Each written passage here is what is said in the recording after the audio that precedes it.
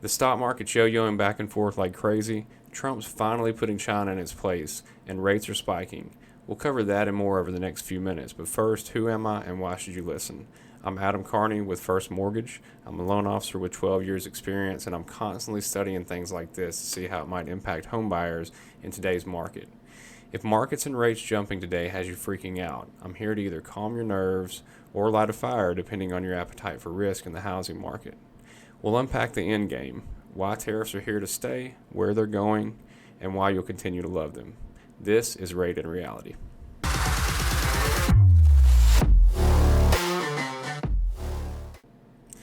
So Trump's tariff pause today leaves China in the cold for the time being.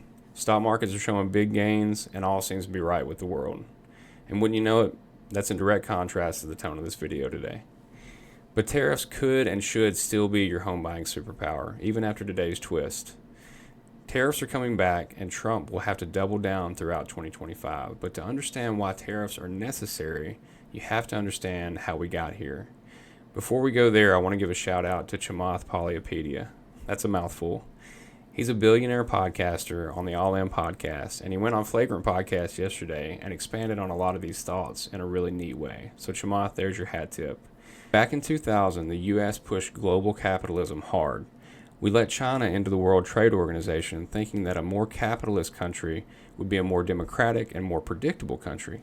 We were wrong.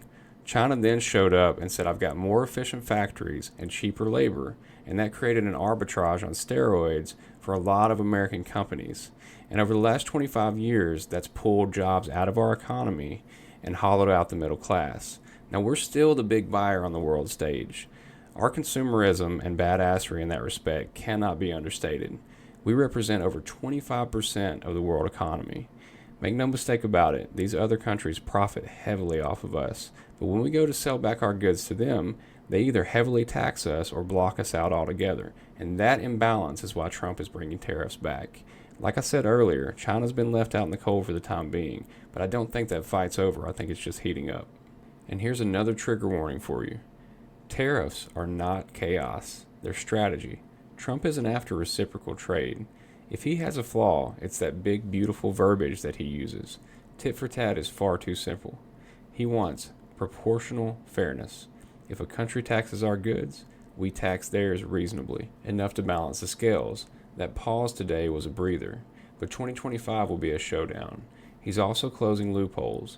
These big countries like China will use smaller countries as landing pads for their goods to get a piece of paper that says these were made cheaply so they don't have to pay increased tariffs. Their thinking behind that is that the U.S. would never be unfair and tax or tariff these smaller countries, so we'll use them to get our goods in cheaper.